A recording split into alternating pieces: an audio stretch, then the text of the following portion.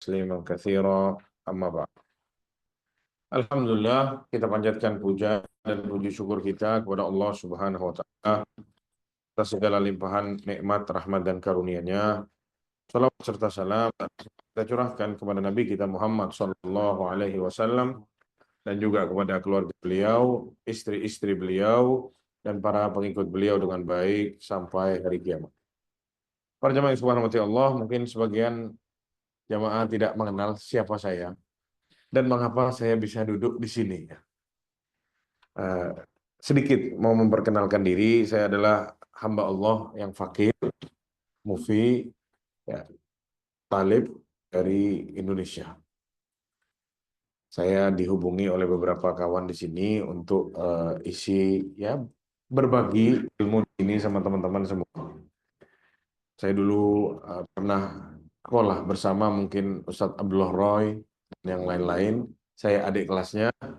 Ya, beliau waktu itu saya masuk di Madinah, beliau masih sudah S3 ya, tapi masih belum selesai.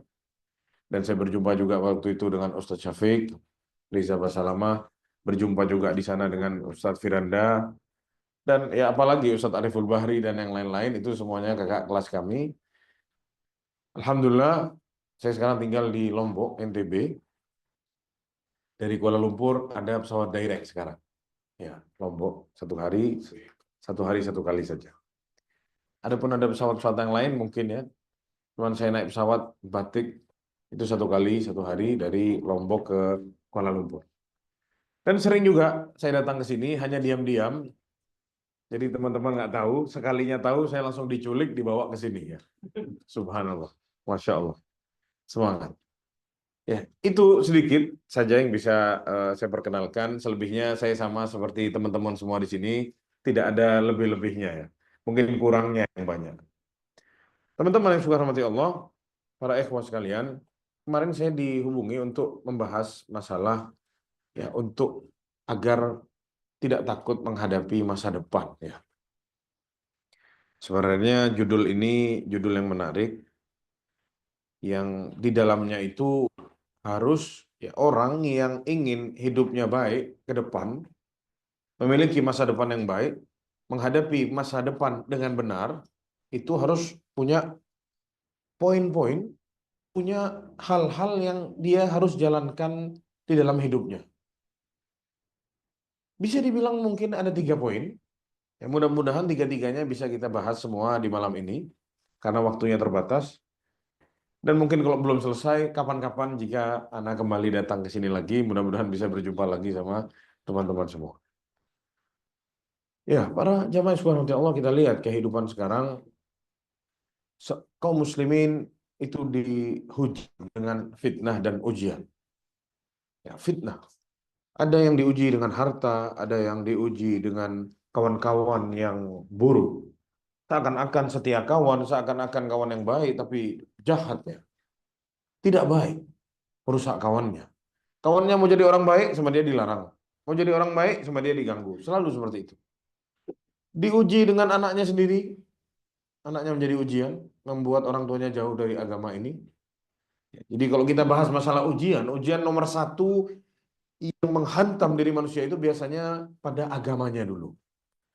Kenapa? Karena agamanya itu modal dia masuk surga. Ya. Modal seseorang untuk masuk surga itu adalah agamanya. Jadi yang akan teruji pertama itu biasanya agamanya dulu. Agamanya diuji. Diuji oleh siapa? Itu tadi, diuji oleh harta. Ya. Jual agama ya, dengan dunia. Agamanya sama dia dijual, ditukar dengan dunia. Kata Rasulullah, yabi'u dinahu bi'aradhin minad dunya. Dijual agamanya dengan sedikit dunia. Fitnah buat seseorang hidup di zaman sekarang itu adalah wallah jamaah. Ana pernah bantu urus kasus, ya ada case masalah waris. Ternyata yang menghubungi Ana itu seorang wanita, anak perempuan satu-satunya. Ya. Dia mengklaim ayahnya punya harta sekian dan sekian dan diwasiatkan kepada dia, sedangkan ayahnya punya saudari. Yang mana tidak boleh seorang ngasih wasiat ke ahli waris. Ya kata Rasulullah, la wasiyata li waris. Tidak ada wasiat untuk ahli waris, tidak boleh. Jadi di case ini saudarinya dapat setengah, anaknya dapat setengah. Maka selesailah, hartanya habis. Jadi seluruh harta yang ada, saudarinya dapat setengahnya, anaknya yang perempuan dapat setengahnya. Sedangkan istrinya sudah tidak ada karena bercerai. Jadi si laki-laki meninggal tanpa meninggalkan istri. Cuman punya saudari perempuan, kakaknya satu, sama punya anak perempuan satu. Setengah-setengah. Setengah-setengah. Katanya anak perempuan, harta ini jangan dibagi. Kenapa? Ayah saya sudah wasiat untuk saya. Saya bilang tidak boleh. Agama melarang. Tidak ada wasiat untuk ahli waris. Tahu jamaah apa katanya anak itu? Saya siap untuk murtad. Ya. Jangan sampai harta ini diambil sama bibi saya. Jangan sampai harta ini diambil sama saudari ayah saya. Saya siap kalau saya salah, saya melanggar syariat, tak apa-apa saya murtad, tak apa-apa. Tak apa-apa dosa. Wallahi jamaah, itu telepon ngomong seperti itu sama saya. Agamanya dijual dengan uang mungkin tidak sampai 1 juta ringgit. Tidak sampai. Lebih kecil dari 1 juta ringgit. Dia jual agama untuk dunia. Yang sedikit. Yang mungkin dia belum sempat menikmati itu harta, dia bisa mati. Dijual. Dia marah-marah. Kamu tidak usah ikut campur. Kata. Jangan sok tahu, kata dia. Jangan berfatwa. Saya tidak berfatwa, saya bilang. Saya ini di sini diminta tolong sama pihak bibinya. Kasih tahu ke anak itu. Ya, bahwasanya wasiatnya tidak boleh ahli waris. Saya sampaikan hadis Nabi. Saya tidak berfatwa. Ini hadis Nabi, saya bilang. Tapi dia menolak dan dia marah-marah. Akhirnya sudah cukup ya ukhti. Ya jangan kita lanjutkan lagi. Silahkan diterima, silahkan. Tidak terima, silahkan. Saya tutup teleponnya. Jadi harta para jamaah sekalian kerap kali ya, dijual dunia ini atau agama ini demi harta dunia yang mungkin belum bisa kita nikmati, kita sudah meninggal dunia. Lalu yang kedua datang mungkin dari keluarga kita sendiri, anak atau istri. Kata Allah SWT, innama amwalukum wa auladukum fitnah. Kata Allah SWT, harta kalian, anak-anak kalian itu fitnah. Atau di ayat yang lain, ya keluarga, istri juga itu adalah fitnah. Jadi subhanallah, wanita itu para jamaah menjadi fitnah bukan saat belum dinikah saja, bukan. Saat sudah dinikah halal, itu bisa jadi fitnah juga. Berapa banyak suami-suami yang tidak peduli sama agamanya karena tekanan dari istrinya, ditekan sama istrinya, kamu harus begini, kamu harus kaya, harus gini, harus gitu. Sampai suaminya tidak sholat, sampai suaminya korupsi, suaminya curi harta orang, demi memakmurkan istrinya yang setiap hari ya merongrong suaminya di belakang. Ya, bayangkan, ini fitnah. Ini kerap kali menghancurkan agama seseorang. Begitu juga anak-anak sama, kawan-kawan, dan yang lain-lain yang ada di atas muka bumi ini menjadi fitnah bagi kehidupan seorang hamba. Namun para jamaah sekalian, sebagai hamba Allah Subhanahu wa taala, kita harus berpikir. Kita harus berjaga-jaga. Jangan biarkan kita ini dirusak oleh fitnah. Dihujam bertubi-tubi sama fitnah tanpa ada perlawanan sama sekali. Orang yang mau berjalan ke depan lebih baik, yang nomor satu, dia butuh kepada ilmu agama ini. Ini poin yang pertama, dan ini tidak bisa ditawar. Makanya kata Rasulullah, thalabul ilmi faridatun ala kulli muslim. Menuntut ilmu agama itu wajib bagi setiap muslim. Wallahi, kajian sekarang banyak di YouTube, di mana-mana, Instagram, Facebook, di mana-mana. Tapi masih ada alasan orang untuk tidak menuntut ilmu. Ada alasan. Tidak sempat, tidak mau menuntut ilmu. Acuh tak acuh. Datang kau menuntut ilmu, tidur. Di rumah dia insomnia. Minum obat. Saya tidak bisa tidur, Ustaz. Sampai majelis ilmu, tidur. Ujian. Turunlah sakinah kata beliau, ketenangan turun. Betul. Terlalu tenang akhirnya tidur. Tidur jemaah.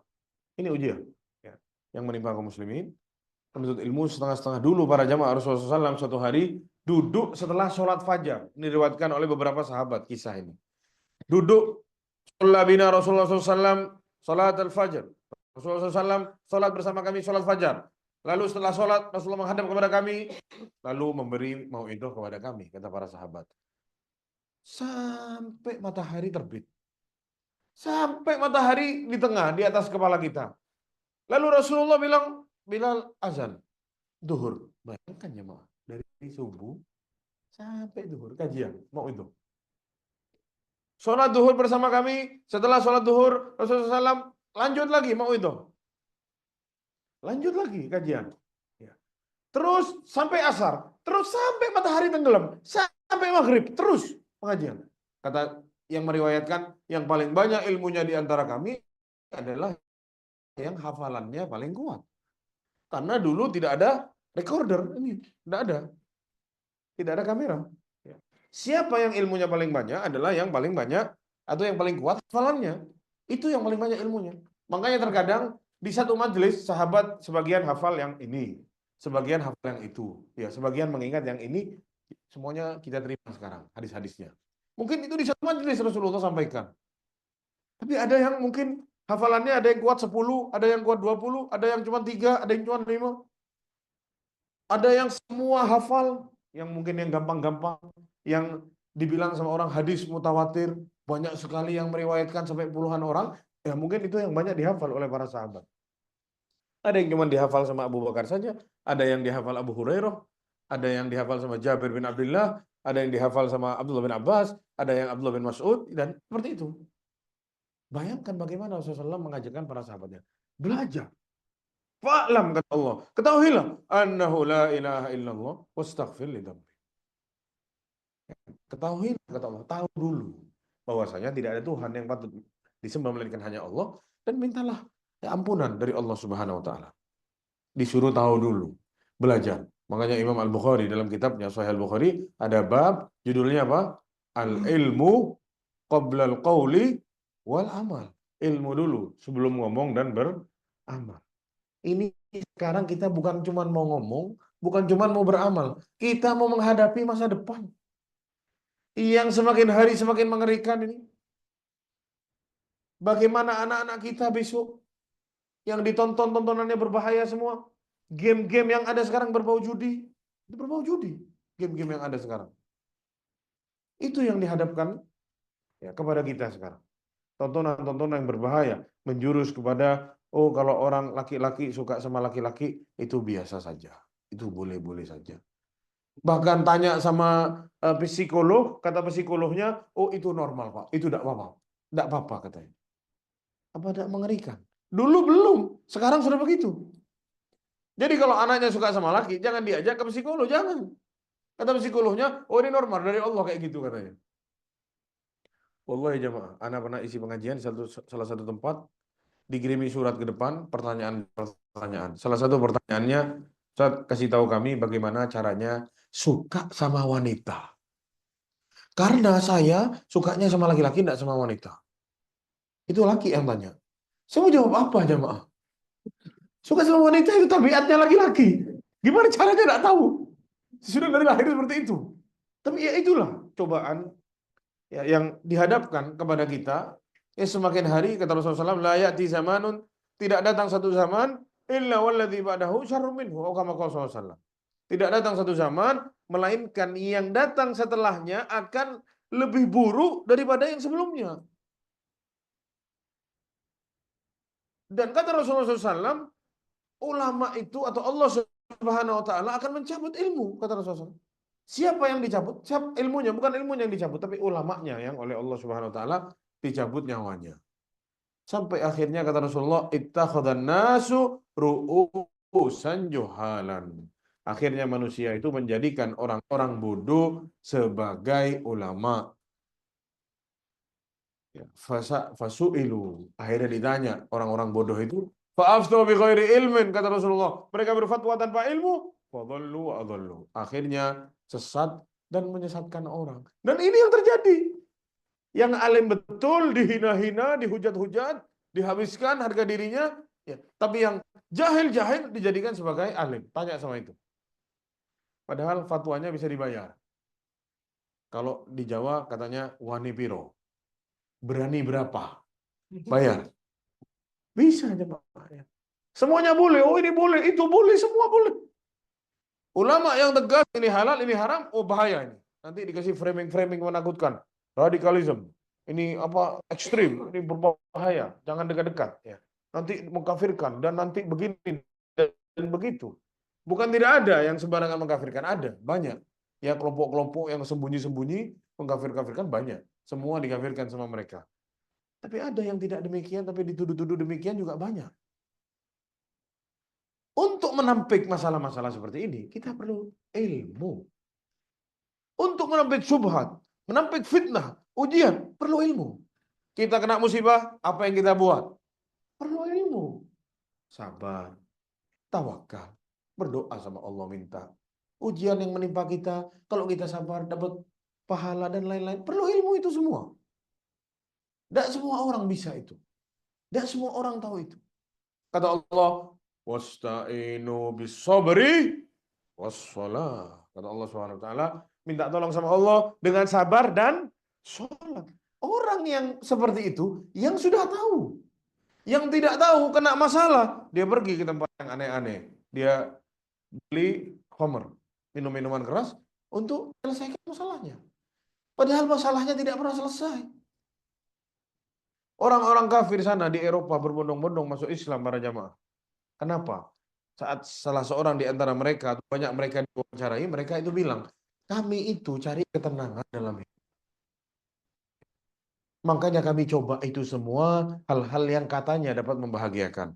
Obat-obatan terlarang kami coba, khamar kami coba, nightclub kami coba, apa namanya, narkoba dan lain-lain itu semua kami coba, perempuan kami coba, bahkan laki-laki sekarang dicoba, semuanya dicoba. Tapi ternyata itu semua kata mereka tidak buat kami tenang. Tenangnya sebentar aja. Setelah itu gundah gulana, sakit dada ini sesat. Subhanallah. Itu sesuai jamaah dengan firman Allah Subhanahu wa taala, kata Allah, "Wa man a'rada an dzikri fa inna lahu ma'isatan." Barang siapa yang jauh dari berzikir kepadaku, mengingat aku, kata Allah, lupa sama Allah, tidak mengenal Allah sama sekali, apalagi ya. Lupa saja, berarti sudah tahu, tapi lupa. Ini gimana yang tidak kenal Allah sama sekali? Tidak tahu siapa Allah Subhanahu wa taala, tidak peduli sama Allah Subhanahu wa taala. Apalagi mengingat Allah. Fa inna lahu ma'isatan dhanka. Hidupnya sempit kata Allah Subhanahu wa taala. Dhanka para jamaah sekalian, huruf dhad, dhad, shad yang ada titiknya itu sama kaf, ini kata para ulama itu melambangkan sesak yang betul-betul sempit, yang dahsyat yang dirasakan sama orang. Fa inna lahu, sungguh kata Allah bagi kehidupan yang sempit. Wallahi jamaah sempit jamaah. Antum mau lihat seperti apa dahsyatnya dia punya mobil mewah, seperti apa besar rumahnya, seperti apa banyak uangnya, tapi Allah bilang apa? Ma'isyatan dongka, hidupnya sempit. Allah yang bilang, karena Allah tahu hatinya mereka itu seperti apa. Dan Allah tidak bohong ya, Pak. Makanya tidak kaget dia minum khamr, nanti pakai obat-obatan terlarang. Kalau punya uang, kalau tidak punya uang, kalau di Indonesia, lem. Tahu lem? Disedot ya, maaf. Gang, disedot. Itu dikasih api gini, keluar asap, disedot asapnya. Supaya apa? Selesai dari masalahnya semua. Bodoh ya. Itu kalau miskin. Lebih parah lagi, itu pembalut punya perempuan. Apa di sini namanya? Buat perempuan, ya, pembalut untuk haid itu, kalau perempuan haid, itu direbus di air, airnya diminum. Itu airnya jemaah dikasih ke sapi, sapi tidak mau. Tapi karena sudah sempit, sesak dada, perlu bantuan. Siapa yang bisa bantu untuk mengeluarkan hati ini dari kesempitan itu? Mereka tidak tahu, tidak punya ilmunya. Itu yang mereka buat akhirnya. Sampai akhirnya mati karena hal-hal itu. Innalahuma syaitan muka. Pegang ini ayat para jamaah. Ini ayat Allah SWT. Allah tidak pernah berbohong. Allah tidak pernah salah. Hidupnya sempit, kata Allah Subhanahu wa taala. Jauh dari Allah, tidak mau belajar. Ada information pengajian di sini, tidak hadir, pura-pura sibuk. Sempit hidupnya, sesak dadanya. Dan itulah yang terjadi. Itu orang-orang yang pergi ke tempat-tempat itu, jangan dipikir mereka hobi seperti itu, bukan. Ingin mencari apa yang bisa bikin bahagia. Karena dadanya sesak. Berapa banyak itu orang-orang yang muncul di TV hari, artis-artis yang dikenal mungkin sampai negeri sini dikenal, tiba-tiba digerebek di rumahnya, ditangkap polisi. Apa? Pakai obat-obatan terlarang. Ada yang disuntik, bahkan para jamaah suntiknya bukan suntik di badannya, disuntik di anusnya, di duburnya disuntik. Bagaimana Allah mau kasih lihat kepada kita, ini ayat betul. Berapa banyak itu yang punya uang banyak tiba-tiba bunuh diri? Berapa banyak jamaah? Kenapa? Tidak tahu harus berbuat apa. Kena masalah, tidak tahu harus berbuat apa. Tidak mau belajar, tidak punya ilmu. Alhamdulillah, kita punya salah atau punya masalah, paling tidak kita berdoa sama Allah. Rabbana dhalamna anfusana wa illam taghfir lana wa tarhamna lanakunanna minal khasirin. La ilaha illa anta subhanaka inni kuntu minadh dhalimin. Sujud sama Allah, minta sama Allah. Letakkan kening ini di masjid, pergi ke masjid. Ya, meskipun banyak Anda tahu beberapa orang kalau lagi ada masalah, pelik-pelik masalah, ke masjid paling depan. Tapi kalau salah, tidak ke masjid lagi. Jadi setiap kita ketemu dia di masjid, ini lagi ada masalah. Banyak orang-orang seperti itu. Tapi at least paling tidak orang ini tahu, saya mau cari jalan keluar, Allah jalurnya, tidak ada yang lain. Itu mending itu, seperti itu. Lebih baik daripada yang mencari jalan keluar di tempat-tempat yang lain. Kita punya masalah, telepon teman 2 jam. Oh ya punya masalah begini. Ujung-ujungnya setelah 2 jam, pinjam uang. Curhat dulu 2 jam. Begini dan begitu panjang lebar. Kenapa enggak cerita sama Allah SWT? Kenapa enggak bangun malam-malam ya tahajud? Ya, Allah turun di sepertiga malam terakhir mencari siapa yang meminta saya beri, kata Allah SWT, minta ampun saya ampuni. Kenapa enggak minta sama Allah? Kok malah ngomong sama temannya, telepon berjam-jam? Kenapa itu semua? Karena jahil. Karena bodoh, tidak punya ilmu. Makanya kalau kata salah seorang sahabat, al-jahlu ra'su kulli syarr. Tulis ini jamaah. Ya, kebodohan itu adalah kepalanya seluruh keburukan yang ada di atas muka bumi ini. Awalnya itu kejahilan. Antum bayangkan dulu, kaumnya Nabi Lut alaihissalam berbuat hal seperti itu. Ya, kaumnya Nabi Lut, ya, itu mungkin nenek moyangnya mereka-mereka sekarang yang suka sesama laki-laki. Itu nenek moyangnya dulu, manusia pertama yang berbuat itu kaumnya Nabi Lut alaihissalam. Makanya Nabi Lut bilang kepada kaumnya, sebagaimana diabadikan oleh Allah dalam beberapa surat dalam Al-Quran, bahwasanya kata Nabi Lut, yang kau buat itu sesuatu yang tidak pernah didatangkan oleh siapapun di atas muka bumi ini. Kalian yang pertama kali datangkan ini cara seperti ini. Lalu kata Nabi Lut, innakum qaumun tajhalun. Kalian itu kaum-kaum yang jahil, kata Nabi. Kata Nabi Lut. Kaum yang apa? Jahil. Kejahilannya membuat mereka itu berbuat seperti itu. Begal, ambil harta orang, merampas.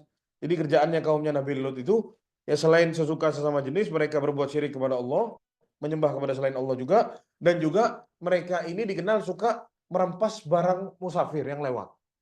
Jadi tidak jauh dari kampungnya itu banyak atau jalanan dipakai untuk lewat perdagangan. Itu sama mereka disergap, diambil barangnya, dibunuh. Kalau yang bagus-bagus, yang tampan-tampan diculik dulu, digilir dulu, dipakai, sudah puas baru dibunuh. Ya, sekeji itu mereka.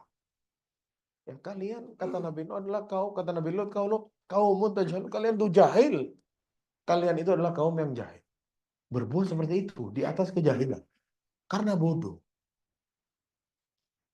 Dan banyak diabadikan dalam Al-Quran. Salah satu juga kisahnya Nabi Musa. Bagaimana Nabi Musa alaihissalam saat diuji sama Bani Israel. Nabi Musa itu bawa Bani Israel dari Mesir. Menyelamatkan Bani Israel dari cengkramannya Fir'aun. Ya. Sudah sampai ke ujung laut sana.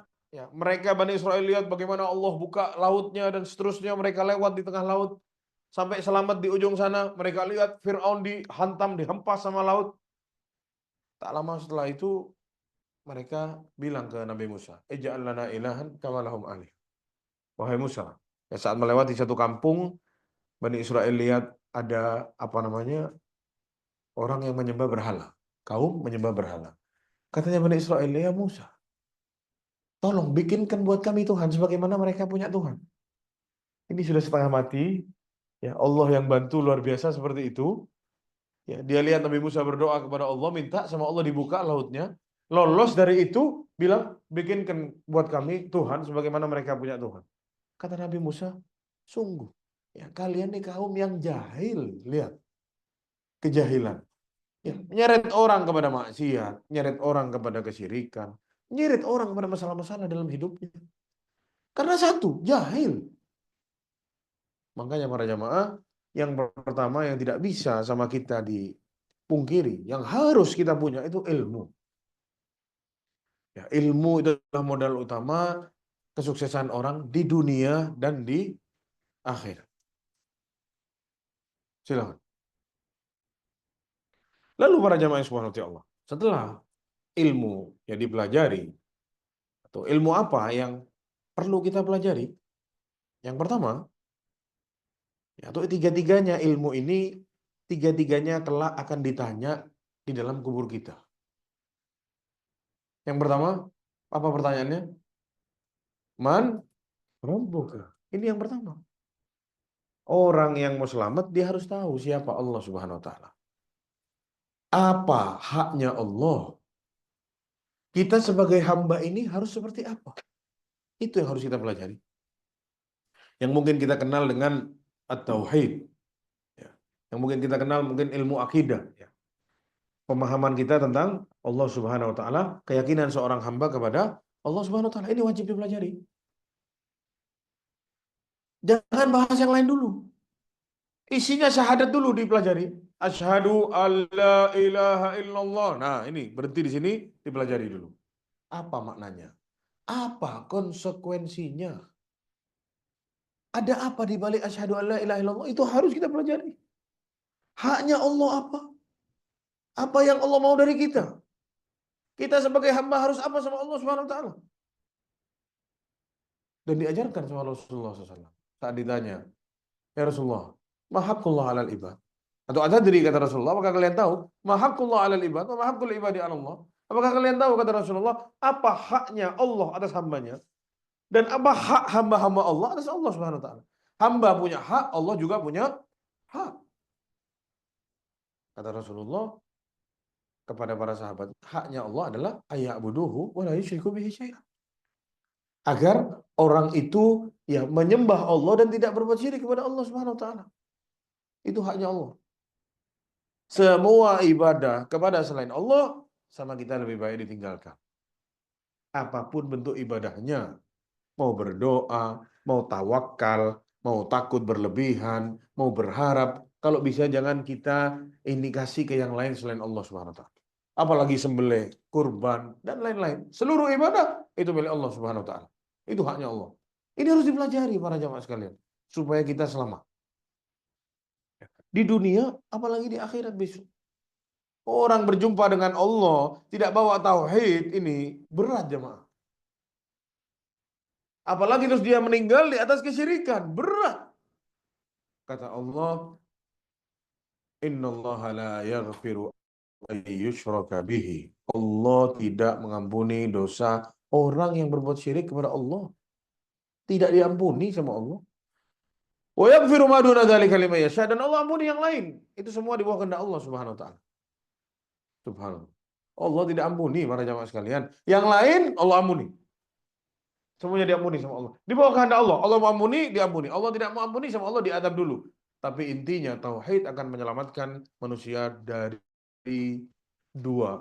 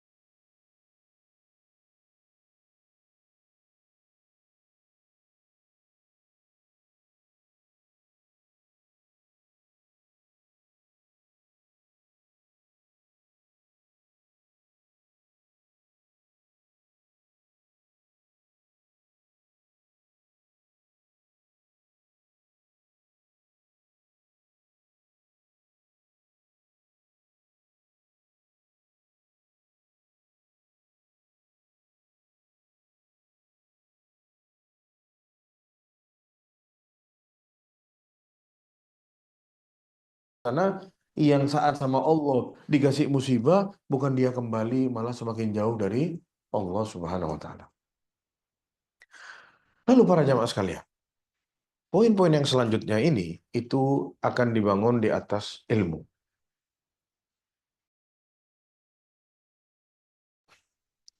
Orang yang mau menghadapi masa depan agar dia baik masa depannya, dia perlu satu hal sebelum dia menghadapi masa depan itu. Selain ilmu tadi, dia harus husnudzon kepada Allah Subhanahu wa taala. Wallahi jamaah, husnudzon ini adalah ibadahnya hati. Yang tidak sempurna keimanan seorang hamba kecuali dia mendatangkan hal yang satu ini. Ini adalah buah dari dia mentauhidkan Allah Subhanahu wa taala, takut sama Allah, bertakwa sama Allah, tunduk dan patuh sama Allah, buahnya ini. Dia berprasangka baik kepada Allah Subhanahu wa taala. Saat seseorang berdoa kepada Allah, dia berharap doanya sama Allah diijabahi. Dia berprasangka Allah akan jawab doanya. Saat dia dalam kesulitan, dia berharap Allah yang sama dia diandalkan, Allah akan kasih jalan keluarnya. Saat dia menjadi seorang hamba yang bertakwa kepada Allah, dia menjadi hamba yang soleh, yang baik, dia jauhi yang haram, dia lakukan yang wajib-wajib, dia tinggalkan yang sama Allah diharamkan, dia yakin Allah akan masukkan dia ke dalam surga. Ini namanya apa? Husnudzon kepada Allah Subhanahu wa taala. Prasangka baik. Adapun sebaliknya, namanya adalah suudzon. Suudzon, jangankan ke Allah jamaah, ke manusia dosa suudzon. Ijtanibu katsirun minadh-dhonn, Kata Allah SWT, hindari kebanyakan berprasangka-prasangka. Apalagi prasangka buruk. Itu sama orang. Sama-sama manusia. Gimana sama Allah Subhanahu wa taala?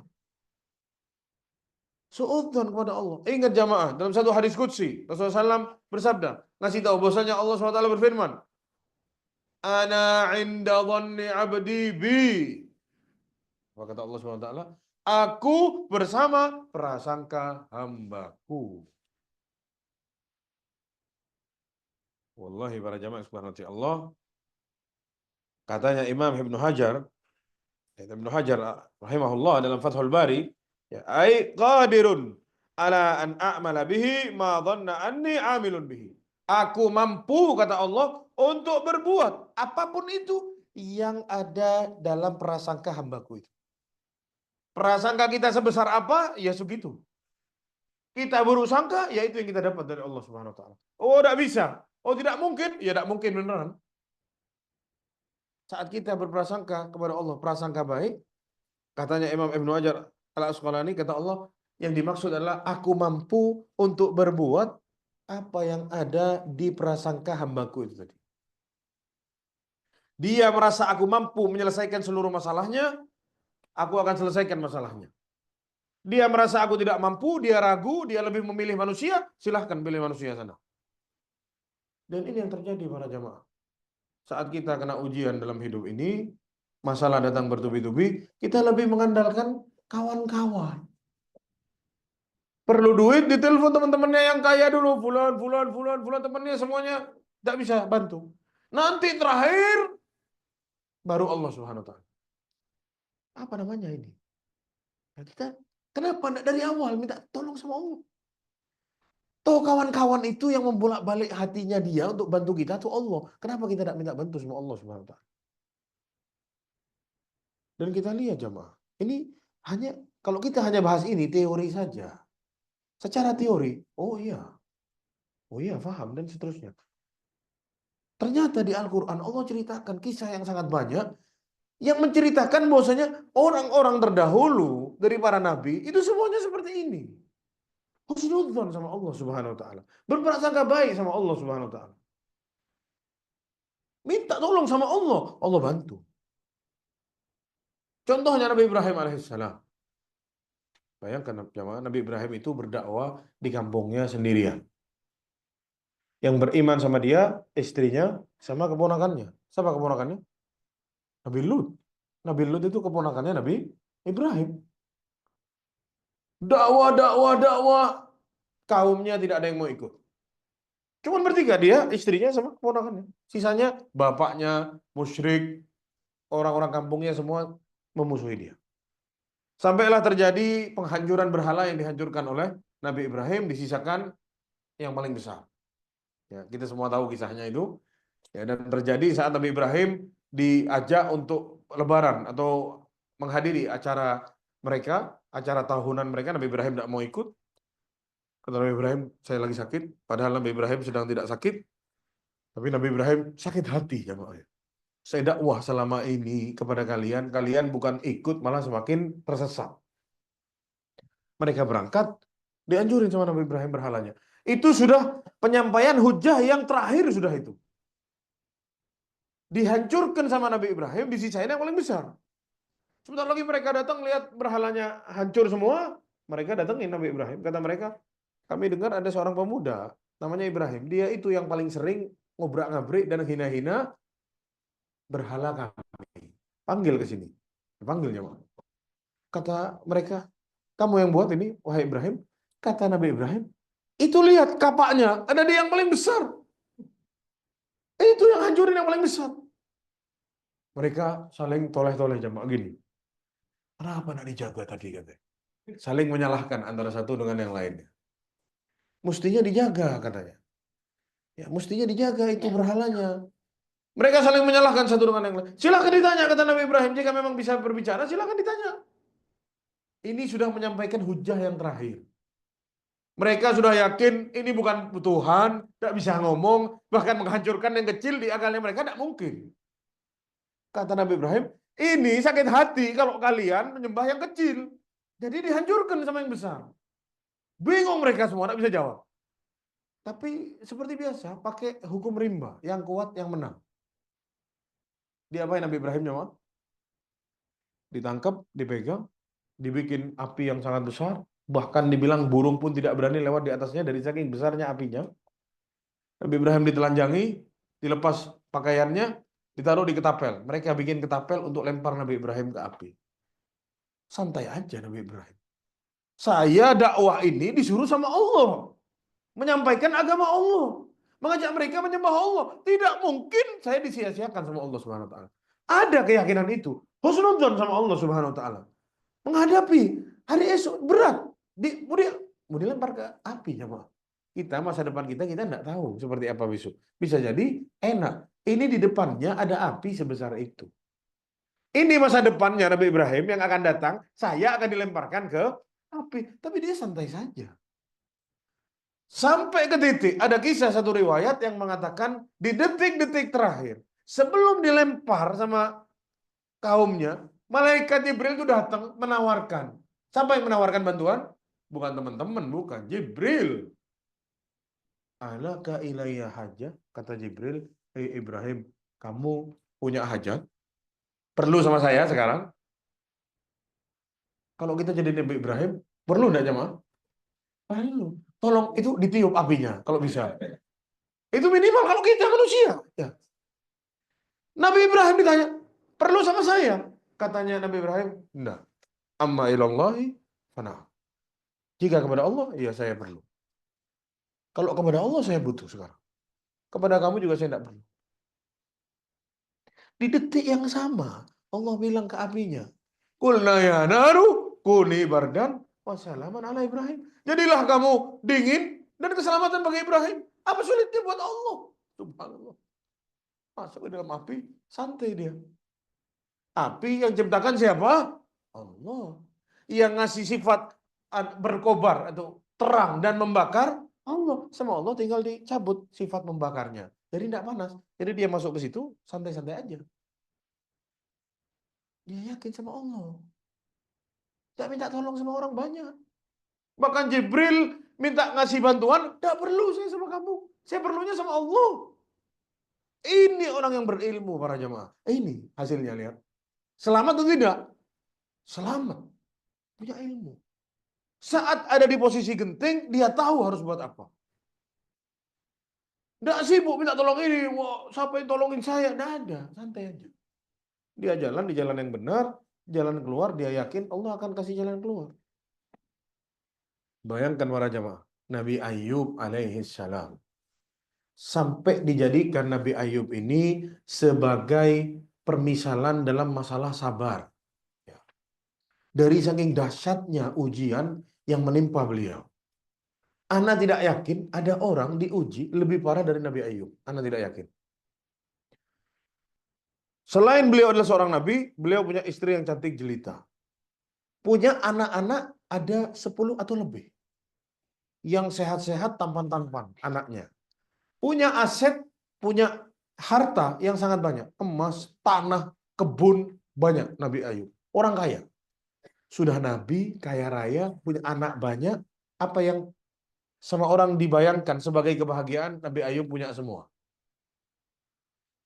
Sama Allah dicabut satu-satu jamaah. Yang pertama anaknya mati. Bukan satu, bukan dua, mati semua. Sekarang ini mati, besok itu mati, mati, semuanya mati. Musibah atau tidak ini? Orang tua punya anak, anaknya mati semua. Musibah atau tidak? Musibah. Sampai di sini saja sebenarnya mungkin kita tidak mampu. Kita punya anak 3, 4, terus mati semua. Bayangkan, hancurnya seperti apa. Apalagi sudah agak tua. Sudah mungkin mau punya anak lagi sudah sulit. Bagaimana bayangkan? Tidak cukup itu ternyata. Hartanya semakin hari semakin habis. Emasnya habis, bangkrut. 0, 0. Tidak punya harta lagi. Tidak cukup itu jamaah. Dikasih penyakit yang membuat orang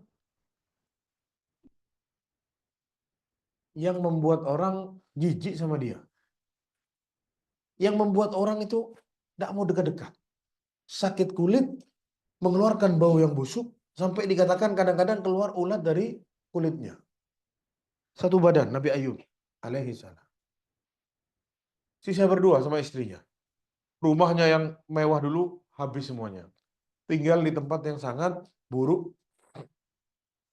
tinggal di tempat kecil yang tidak pernah dibayangkan mungkin oleh beliau. Sampai istrinya itu bilang, wahai Ayub, wahai suamiku, kenapa tidak doa sama Allah? Minta supaya disembuhkan penyakitnya. Kata Nabi Ayub, saya sama Allah dikasih nikmat 70 tahun. Saya mau sabar 70 tahun. Kenapa? Oh ya sudah, kata istrinya. Tidak masalah. Ya. Saya sama Allah dikasih nikmat 70 tahun. Saya mau sabar 70 tahun. Ya sudah, kata istrinya. Istrinya para jamaah. Anda mau tanya sama ibu-ibu. Kalau itu terjadi kepada suami Anda, minta cerai atau tidak kira-kira? Tidak munafik jemaah. Tidak mampu. Suaminya bau busuk, sakit kulit, hartanya habis, anaknya habis. Mau ngapain saya di sini, kata istrinya. Mungkin minta cerai sama suaminya. Mungkin. Tapi lihat istrinya, Nabi Ayub alaihissalam tidak seperti itu jemaah. Istrinya kerja, bantu suaminya. Apa yang bisa dikerjain, dikerjain. Jadi pembantu di rumah orang, cuci-cuci, ya, mandiin anaknya orang. Apa yang bisa dia buat? Bersih-bersih dibantu. Dapat uang. Sampai istrinya pun sekarang diusir sama orang, khawatir bawa penyakit suaminya. Sudah, kamu jangan dekat-dekat sama kita lagi, kata orang-orang itu. Saya takut kamu bawa penyakit suamimu ke kita. Sudah, minggir aja. Takut istrinya yang bawa virus, suaminya dipikir penyakit menular. Sekarang istrinya pun tidak punya pekerjaan. Dan Nabi Ayub tahu istrinya tidak punya pekerjaan. Namun suatu hari, dalam keadaan yang sudah kering seperti itu, tidak punya apa-apa, subhanallah, istrinya bawa makanan. Bawa makanan yang cukup enak. Nabi Ayub tanya, dapat dari mana makanan? Uangnya dapat dari mana? Sudah dalam keadaan hancur seperti itu, dia tidak mau masukkan ke mulutnya makanan-makanan yang tidak jelas. Lihat orang yang punya ilmu. Takut sama Allah Subhanahu wa taala. Sudah keadaan seperti itu jemaah. Tanya masih, dapat dari mana makanan? Kalau kamu tidak bilang dapat dari mana, saya tidak mau makan, kata Nabi Ayub. Istrinya tutupi, tapi suaminya tidak mau makan. Akhirnya istrinya cerita, saya jual rambut saya. Jadi istrinya itu rambutnya panjang, ada kepang-kepang, diikat-ikat seperti itu. Apa katanya orang Malaysia? Dikepang, bukan? Wallahu a'lam, tidak tahu. Apa namanya? Diikat-ikat seperti itu. Ya, terus ke bawah ya. Itu dipotong karena orang-orang dulu suka sama rambut seperti itu. Istrinya Nabi Ayub, istrinya rambutnya bagus. Sudah kita bilang tadi, istrinya cantik ya. Dijual rambutnya ya, Mbak, untuk supaya dapat uang. Ya. Setelah Nabi Ayub tahu istrinya sampai seperti itu, cari uang, langsung Nabi Ayub angkat tangan. Ya. Dan doanya bukan, ya Allah, anak sakit, sembuhkan saya, ya Allah, kembalikan. Enggak. Inni masani dzur wa anta arhamur rahimin. Ya Allah, sungguh aku sedang tidak baik-baik saja sekarang. Dan Engkau Maha Pengasih dan Maha Penyayang, ya Allah. Saya sedang tidak baik-baik saja. Dan Engkau Maha Pengasih dan Maha Penyayang. Cukup, sampai di sana doanya. Fastajabna lahu, kata Allah. Kami jawab doanya. Kami jawab doanya. Dia yakin Allah bisa angkat penyakit ini. Angkat tangan, sama Allah diijabahi. Dikirim sama Allah, dikasih wahyu, disuruh tendang tanah, keluar air, ya, disuruh mandi, akhirnya dengan air tersebut Nabi Ayub luntur semua penyakit kulitnya dalam satu waktu. Serut, hilang semua. Kembali muda lagi.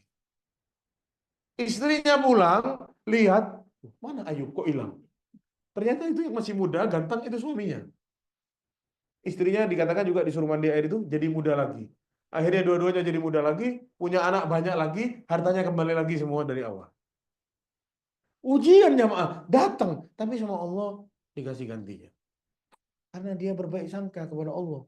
Mintanya sama Allah. Ya. Dia punya ilmu. Kalau minta, itu minta sama Allah. Allah yang bisa kasih itu. Ya. Seperti sudah masuk waktu Isya, ya. Kita sholat dulu. Setelah sholat kembali lagi atau pulang? Hah? Kembali lagi ke sini. Oh, lepas sholat ada jawab pertanyaannya. Baik, Anda lanjutkan sedikit. Jadi itulah para jamaah sekalian. Ya, masih banyak sebenarnya poin-poin yang lain, tapi kita berhenti di berprasangka baik kepada Allah Subhanahu wa taala. Ya, salah satu cara agar kita bisa melalui masa depan dengan baik, ingin mudah melalui kesulitan-kesulitan yang ada di depan, kita perlu yang namanya berprasangka baik kepada Allah Subhanahu wa taala. Ini suatu kewajiban, ini adalah buah dari keyakinan kita kepada Allah dan dikatakan oleh para ulama bahwasanya suudzon, berprasangka buruk kepada Allah itu adalah dosa besar. Kita tidak yakin saja sama Allah, kayaknya tidak bisa, itu dosa besar, jemaah. Tidak boleh. Allah bisa ciptakan langit dan bumi. Anda mau tanya sama jamaah semua di sini, luasnya langit berapa? Ada yang tahu? Kalau tahu saya kasih hadiah. Lihat di Google, Google pun tidak tahu. Kalaupun tahu itu ngarang, bohong itu. Tidak ada yang tahu, jemaah. Allah ciptakan langit dan bumi sama isinya. Planet-planet, bintang-bintang semua. Menciptakan bumi, oksigen dan lain-lain semua sama Allah disiapkan. Terus Allah tidak bisa mau ngasih apa yang kita mau. Allah tidak bisa ngasih kehidupan kita yang baik. Tidak boleh kita buruk sangka sama Allah SWT. Kita harus berbaik sangka kepada Allah SWT. Dan orang-orang yang berbaik sangka kepada Allah, sampai mana baik sangkanya, di situ Allah akan berikan apa yang dia butuhkan. Namun saat dia suudzon kepada Allah, ya dia yang itu, keburukan itu yang akan dia dapatkan dari Allah Subhanahu wa taala. Ada wallahu alam. Insyaallah setelah sholat nanti kita jawab pertanyaan yang masuk. Mudah-mudahan saya bisa bantu untuk menjawab. Dan mungkin yang belum mengirimkan pertanyaannya bisa ditaruh di meja sini sebentar lagi. Wassalamualaikum warahmatullahi wabarakatuh.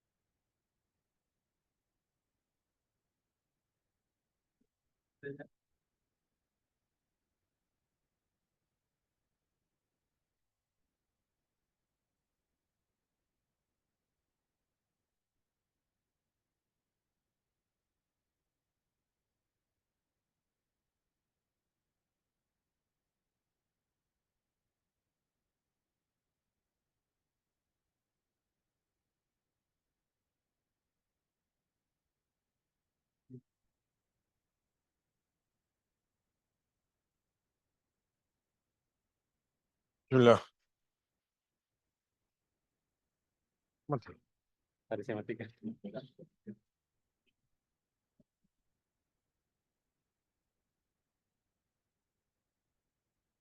Bismillah. Alhamdulillah wassalatu wassalamu ala Rasulillah wa ala alihi wa sahbihi wa man walah. Wala haula wala quwata illa billah.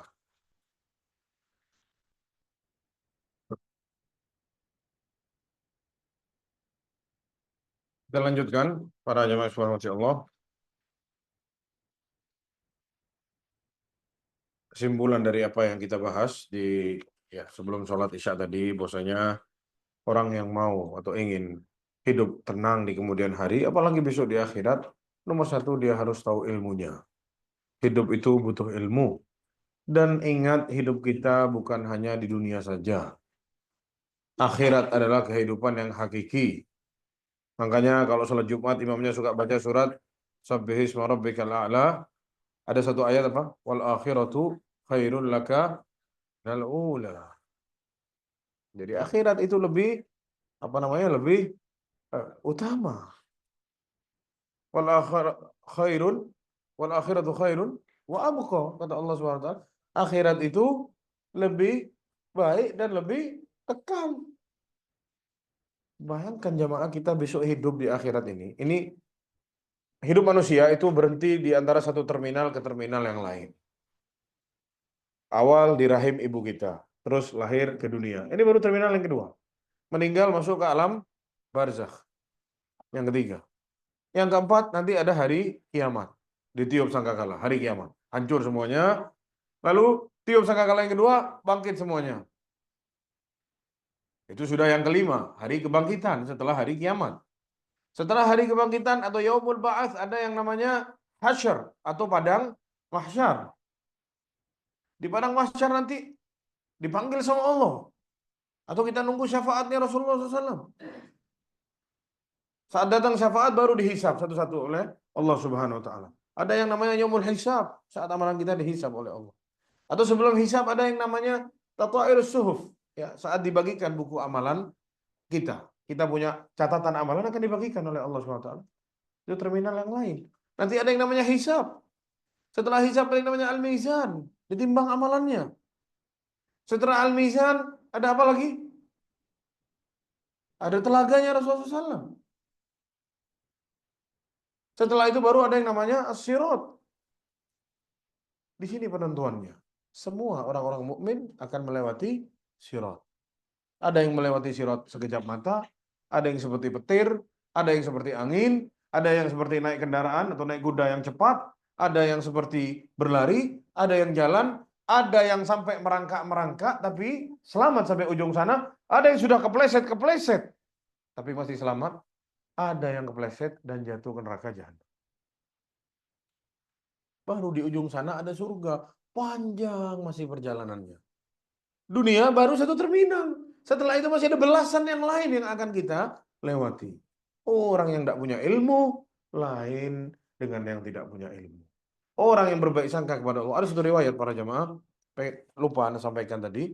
Meskipun riwayat ini sedikit dipermasalahkan oleh para ulama, ada yang mengatakan dhaif, tapi riwayat ini perlu kita camkan baik-baik.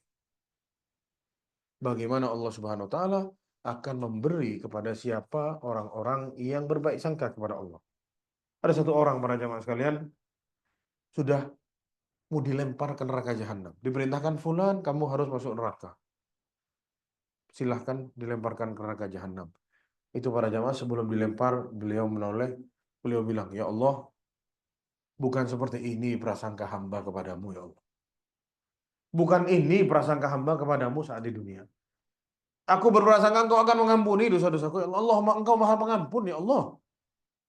Kata Allah, gagalkan, tidak jadi. Tidak jadi masuk neraka, dimasukkan ke surga. Subhanallah. Tapi, ada tapinya. Jangan terus, saya berprasangka kepada Allah, tidak usah sholat, Ramadan tidak usah puasa, ya zakat tidak usah dikeluarin, ya, bikin yang haram-haram, saya berprasangka Allah akan mengampuni saya. Bukan begitu jamaah. Kita husnudzon sama Allah ya di atas apa yang kita amalkan. Kita taat sama Allah, husnudzon kepada Allah atas ketaatan yang kita buat. Bukan maksiat, enggak, saya husnudzon kepada Allah. Ya ini palsu namanya. Ya maka itu yang ingin sedikit saya tambahkan. Semoga bermanfaat dan sini ada beberapa pertanyaan. Mudah-mudahan bisa membantu menjawab. Ya.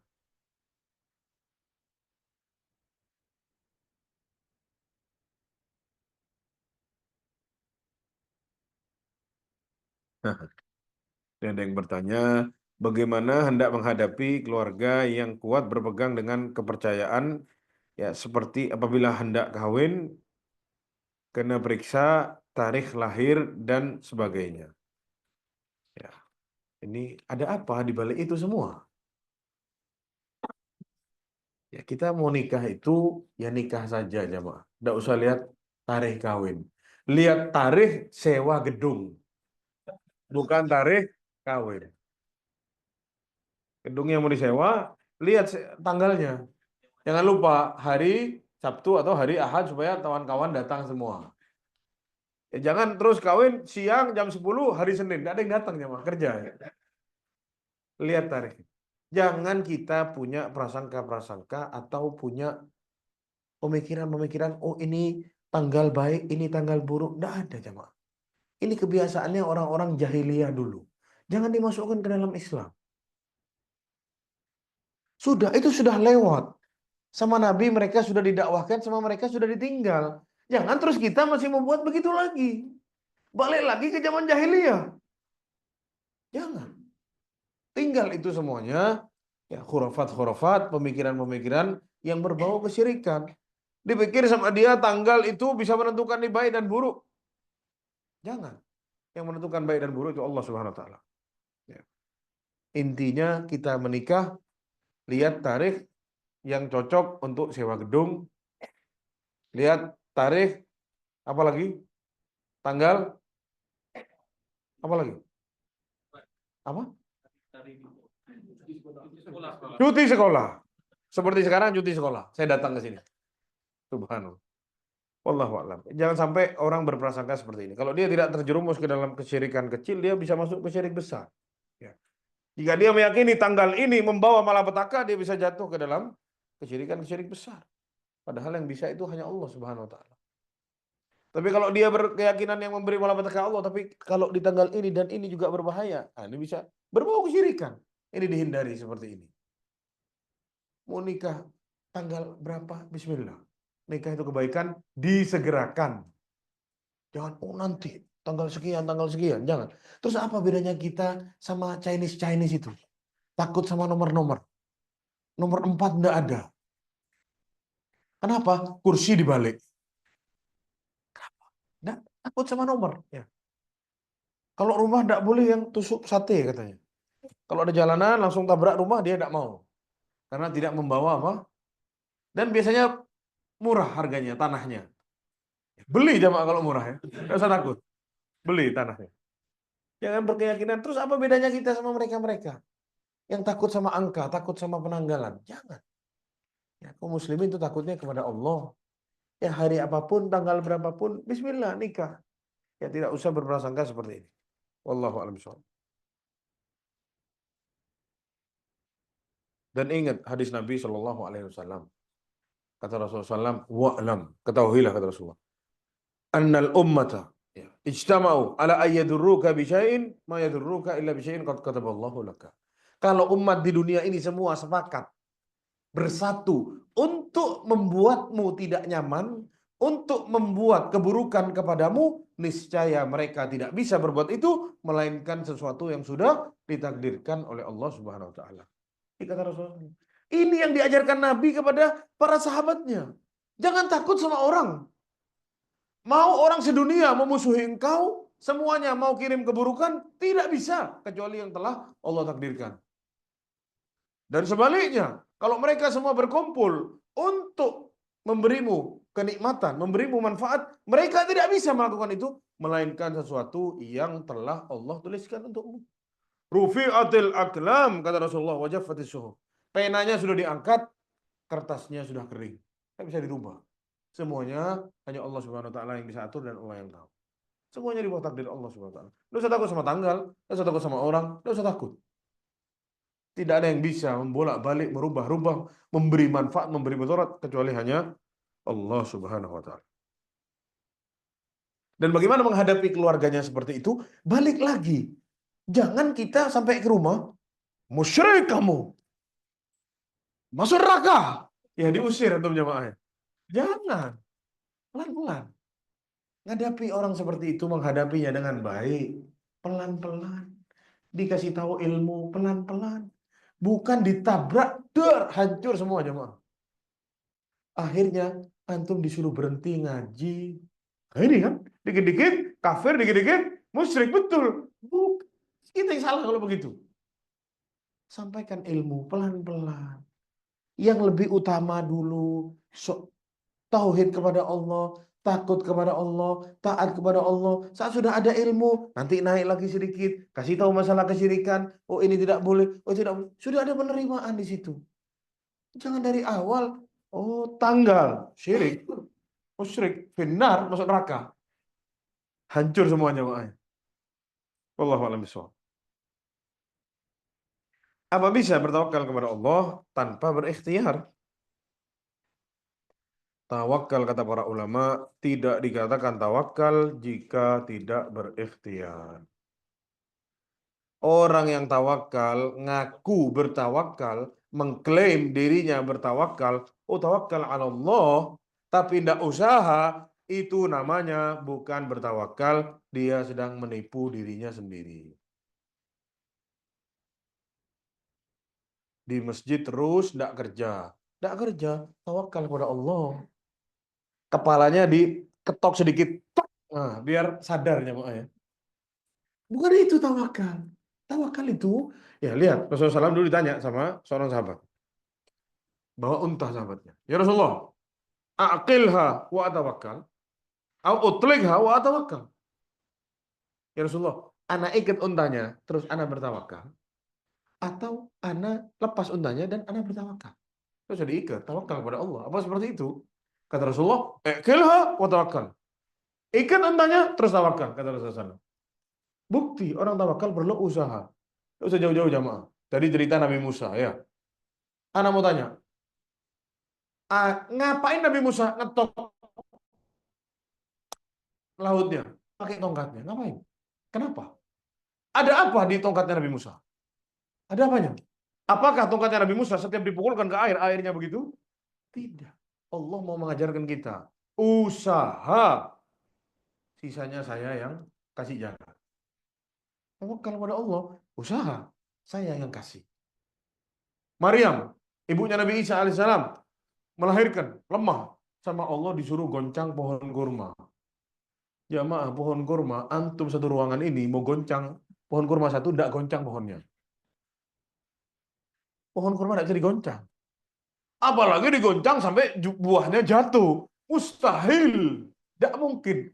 Tapi apa katanya Allah SWT? Wahuzi ilaiki. Goncang pohonnya. Tusakil alaiki rufaman janiyah. Jatuh nanti itu rutop-rutop. Kurma-kurma muda akan jatuh. Kalau pakai akal manusia, mustahil. Orang mau panen kurma itu pakai naik ke atas pohon, dipotong, atau pakai forklift sekarang diangkat ke atas, pakai mobil berat begini diangkat, dinaikin. Karena satu pohon kurma itu buahnya bisa 300 kilo. Kalau langsung begini, meninggal orangnya mah. Ketiban kurma 300 kilo. Tak bisa. Tapi Allah perintahkan goncang pohonnya, akan jatuh kurmanya. Usaha kamu, saya yang kasih. Jadi orang yang bertawakal tanpa berusaha, dia sedang membohongi dirinya sendiri. Berapa besar ikhtiar yang harus diamalkan sesuai dengan tawakal? Sebisamu dengan tidak berlebihan. Sebisanya. Sampai semaksimal mungkin, tapi tidak berlebihan. Ustaz, anak usaha. Sampai tidak sholat Jumat, tidak sholat, semua tidak sholat. Sampai nipu orang, katanya maling, saya juga usaha. Ikhtiar saya. Ya. Jangan. Ikhtiar itu di apa-apa yang dihalalkan sama Allah. Ada batasnya kemampuan kita. Jangan sampai mendolimi siapapun. Mendolimi diri, mendolimi keluarga, anak, istri, jangan. Kata Rasulullah SAW, "Lau annakum tatawakkaluna 'ala Allahi haqqa tawakkulihi, la razaqakum kama yarzuqut tayr, taghdu himasan wa taruhu bitanan." Kalau kalian betul-betul tawakal kepada Allah, kalian akan diberi rezeki seperti sebagaimana Allah kasih burung rezeki. Berangkat perutnya lapar, pulang sudah kenyang, kasih makan ke anak istrinya. Burung itu ngasih makan ke keluarganya. Dia kenyang, dia ngasih makan ke keluarganya. Burung tidak bisa bahasa Inggris, tidak bisa bahasa Jerman, tidak kuliah, tidak bekerja, tapi sama Allah dikasih. Usaha dia keluar dari rumahnya, cari rezeki, dia balik lagi. Kalau kita berangkat matahari belum terbit, pulang anak-anak istri sudah tidur malam, ya. Tapi uangnya segitu-segitu saja. Betul tidak, jemaah? Kita mendolimi istri, anak ditolimi. Ya. Kadang nipu orang di luar sana. Kadang tidak sholat. Wallahi jamaah kurir naik motor. Nganter barang, tidak sholat Jumat. Berapa dibayar? 50 ringgit. 50 ringgit, tidak sholat Jumat. Bayangkan jemaah. Gimana kalau yang ditawarkan 50 ribu? Bagaimana kalau 500 ribu? Bisa murtad mungkin. 50 ringgit, tidak sholat Jumat. Jadi kurir, antar sepeda motor, antar barang, tidak sholat Jumat. Ini sudah di luar ikhtiar namanya. Ini namanya sudah di luar ikhtiar. Orang ikhtiar itu berjalan di jalan yang benar, sebisa dia tanpa harus melanggar syariat-syariat Allah Subhanahu wa taala. Makanya katanya Abdullah bin Mubarak rahimahullah, salah seorang ulama dari kalangan para salaf dulu, man akala filsan min haram falaysa bimutawakkil. Siapapun dia yang makan 1 sen dari harta yang tidak halal, maka dijamin dia bukan orang yang bertawakal. Kenapa? Karena ikhtiarnya salah.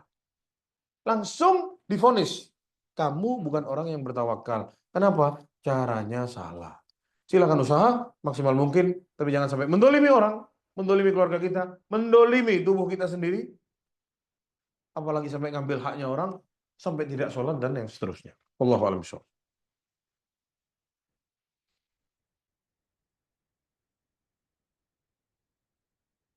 Ya, dibahas masalah tentang ayat yang mengatakan atau harta dan anak-anak adalah fitnah ya. Fitnah itu adalah ujian. Fitnah itu adalah apa? Ujian. Hartamu, keluargamu, anak itu ujian. Terkadang orang lupa diri itu dibuat sama anak-anaknya. Mencuri harta orang karena untuk anaknya, untuk istrinya. Korun itu sepupunya Nabi Musa. Korun siapa yang Nabi Musa? Sepupunya. Saat sudah punya harta, lupa diri. Kenapa? Dia sama Allah diuji sama harta, tapi tidak lulus ujian. Hancur karena harta. Dan banyak ini terjadi sekarang. Saat dia masih tidak punya, dia ingat sama Allah. Saat sama Allah dikasih keluasan, dia lupa sama Allah Subhanahu wa taala. Ya. Karena apa? Harta itu adalah fitnah, ujian. Dipikir orang, kemiskinan itu yang ujian. Harta bukan ujian. Betul kan? Saat dia kaya, oh, barusan ayatnya kami baca saat sholat Isya. Fa'ammal insanu idza mabtalahu rabbuhu fa'akramahu wa na'amahu fayaqulu rabbi akraman. Manusia saat sama Allah dikasih harta, dilapangkan rezekinya, dikasih lebih sama Allah Subhanahu wa taala, nyaman hidupnya, dia akan bilang, Allah Subhanahu wa taala sedang memuliakanku. Wa amma idza mabtalahu faqadara alaihi rizqahu fayaqulu rabbi ahana. Tapi sama Allah saat rezekinya disempitkan, dipersulit hidupnya sedikit, dia bilang Allah sedang menghinakan saya. Langsung sama Allah dijawab jamaah, "Kalla." Salah kamu kata Allah Subhanahu wa taala. Bukan begitu. Lapang rezeki, sempit rezeki, tidak ada urusan. Dua-duanya ujian semua. Dan itu bukan tolak ukur cinta Allah dengan seorang hamba. Rasulullah SAW sampai diikat perutnya karena kelaparan. Bayangkan ya, Pak. Nabi, manusia paling dicintai sama Allah, yang nomor satu di atas muka bumi ini, dari Allah ciptakan langit dan bumi sampai hari kiamat, yang nomor satu itu Rasulullah SAW. Kelaparan, keluar dari rumahnya, perutnya diikat dengan batu. Bisa dibayangkan ya, Pak. Manusia paling dicintai sama Allah. Sama Allah diuji dengan apa? Kemiskinan, kurang makan. Fitnah, ujian. Bisa dari harta, bisa ujian dari keluarga sendiri, bisa ujian dari luar rumah. Setan mengganggu. Ya, gemerlapnya dunia ini menjadi fitnah. Berapa banyak orang murtad gara-gara urusan-urusan seperti ini. Terlena sama dunia. Hancur agamanya semua. Jadi fitnah yang dimaksud itu adalah ujian. Makanya ada yang namanya nanti fitnah kubur. Yaitu ujian di dalam kubur. Pertanyaannya ada tiga. Tiga-tiganya pertanyaannya sama Rasulullah sudah dikasih bocoran. Beserta jawabannya. Tapi masih banyak yang tidak bisa menjawab. Ya. Pertanyaannya sama Rasulullah SAW sudah dikasih bocoran. Pertanyaannya man rabbuka, wa madinuka, wa man nabiyuka, tiga. Sama jawabannya sama Rasulullah sudah dikasih tahu, tapi masih banyak kelak yang sulit untuk menjawab.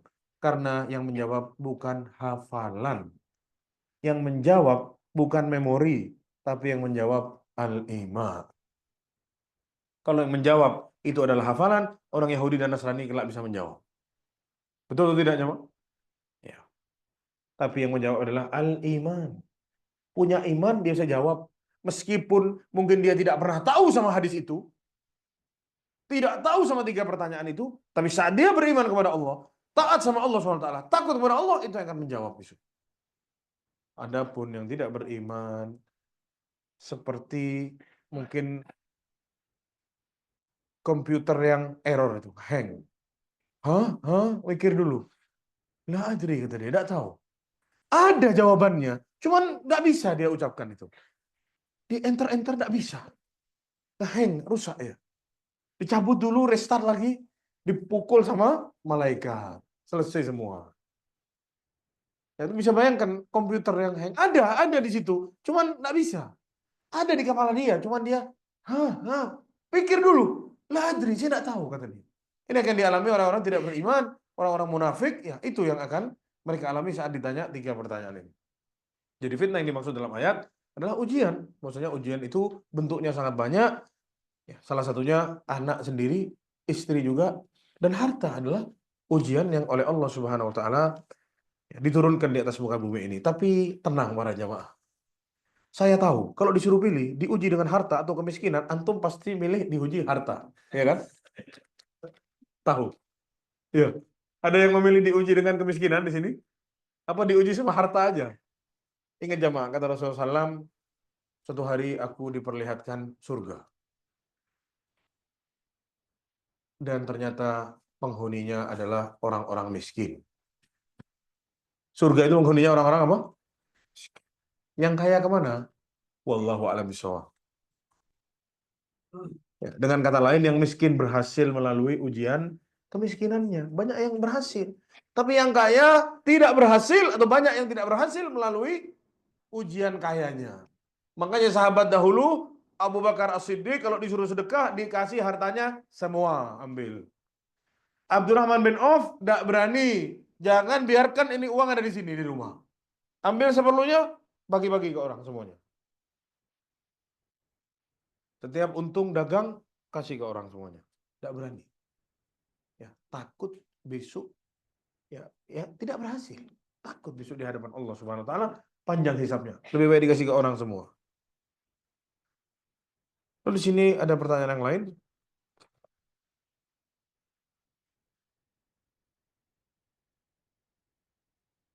Apakah takdir bisa juga diubah oleh doa? Ya, jadi takdir itu ada dua, para jamaah sekalian.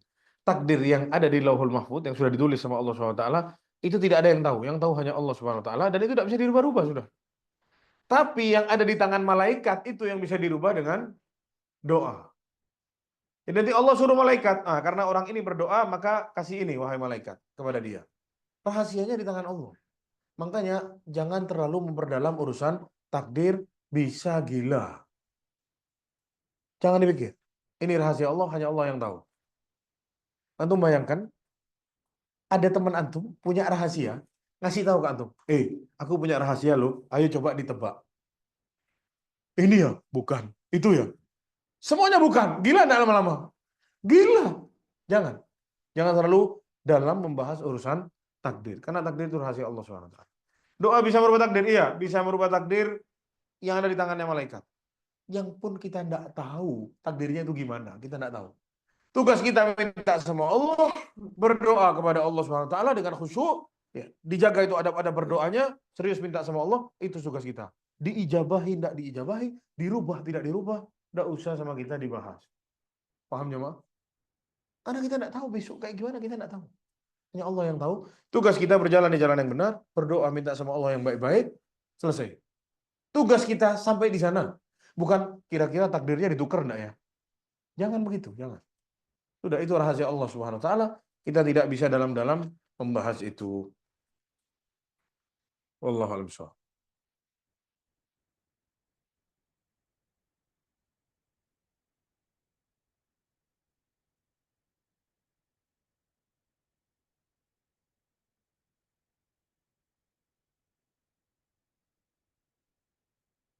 Ini pertanyaan di sini juga, amalan apa yang bisa dikerjakan untuk tidak cemas menghadapi masa depan? Saya rasa dari tadi kajiannya membahas masalah itu.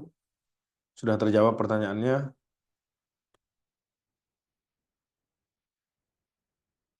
Bagaimana untuk mendidik hati supaya bersabar dan tenang sambil menunggu Allah kabulkan doa? Masya Allah, luar biasa pertanyaan. Sebagaimana yang kita sebutkan tadi. Ya, Umar bin Khattab itu dulu bilang, para jamaah sekalian, tugas kita itu berdoa. Yang mengijabahi itu tugasnya Allah Subhanahu wa taala. Dan salah satu doa yang tidak diijabahi oleh Allah adalah al-istijal, buru-buru doanya ingin diijabahi. Ini penyakit yang menghambat doa seseorang. Jadi kalau dia mau tanya bagaimana supaya sabar, ya, supaya dia bersabar dan bisa menerima atau apa namanya, menunggu dikabulkannya doa, yang pertama adalah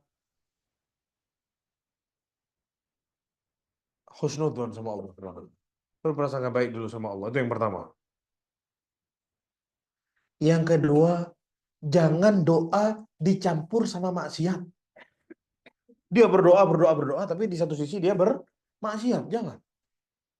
Ini menghambat doa seseorang. Dan yang ketiga, para jamaah sekalian, terus berdoa, jangan pernah bilang, saya sudah berdoa. Jangan. Tiga. Apa yang pertama tadi? Percaya sama Allah, sudah sama Allah. Jangan campur doa kita sama maksiat. Yang ketiga, terus berdoa. Kalau perlu sampai mati, sampai mati. Kalau perlu sampai mati, sampai mati. Dan ingat jamaah, perlu diingat baik-baik dan dicatat. Doa yang sama kita dipanjatkan, itu akan berbuah menjadi 5 hal. Jadi selama ini kita berdoa kepada Allah Subhanahu wa taala, yang kita ngerasa selama ini mungkin sama Allah Subhanahu wa taala tidak diijabahi, ternyata bisa jadi, atau doa-doa yang sama kita dipanjatkan itu bisa jadi 5. Yang pertama, bisa jadi terkabul seperti yang kita minta. Itu yang pertama, dikabulkan sama Allah. Yang kedua, diganti dengan yang lebih baik. Dan ini yang kita inginkan. Ternyata yang kita minta itu tidak baik buat kita. Allah tahu, sama Allah diganti sama yang lebih baik. Luar biasa para jamaah. Itulah Tuhan kita, Allah Subhanahu wa taala. Bahkan kita banyak butuh satu hal, kita tidak pernah minta, sama Allah dikasih. Iya kan? Diganti sama Allah dengan yang lebih baik. Itu kemungkinan yang kedua. Yang ketiga, sama Allah diganti dengan terhindar dari keburukan. Kita minta ini, minta itu, minta ini, minta itu. Seakan-akan sama Allah belum diijabahi. Padahal gara-gara doa itu, kita sama Allah dihindari dari malapetaka, dari keburukan. Ini kemungkinan yang ketiga. Yang keempat, menjadi simpanan untuk nanti di akhirat. Menjadi simpanan. Dan mungkin nanti di akhirat kita berharap, kalau gitu tahu seperti itu, tidak usah diijabahi semua doanya di dunia, supaya jadi tabungan di akhirat. Karena besok kita butuh sama ini semua di akhirat, jemaah. Kita besok di akhirat butuh sama doa-doa kita yang belum dikabulkan sama di dunia, nanti sama Allah diganti.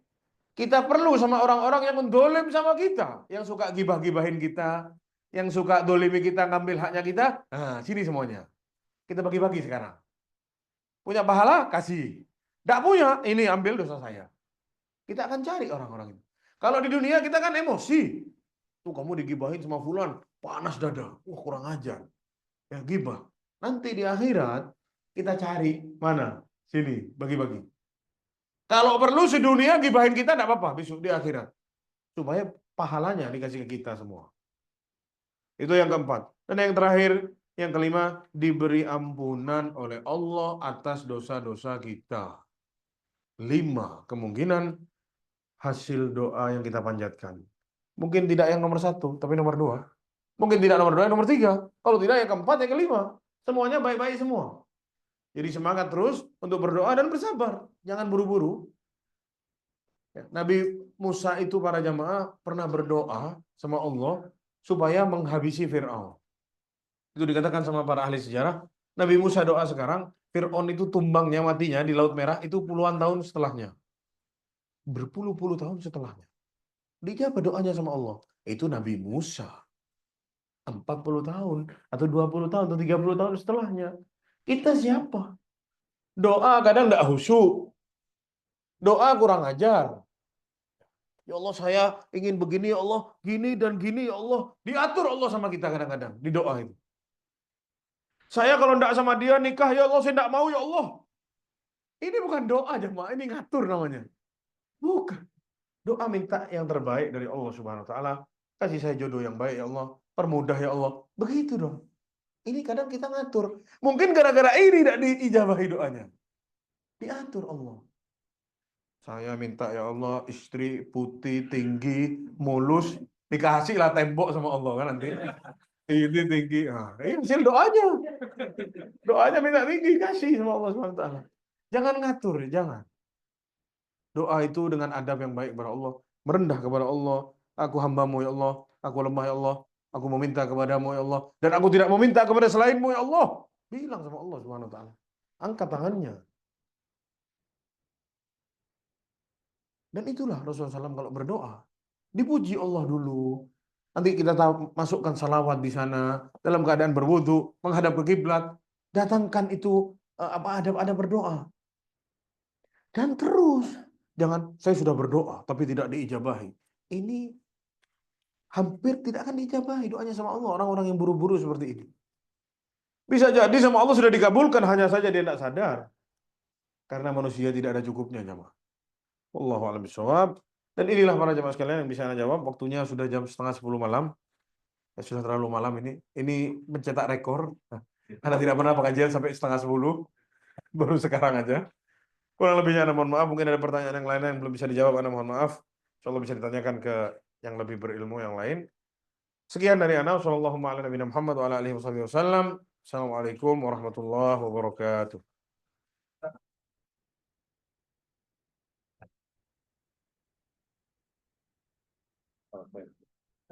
Wassalamualaikum. Sehat, Pak. Alhamdulillah.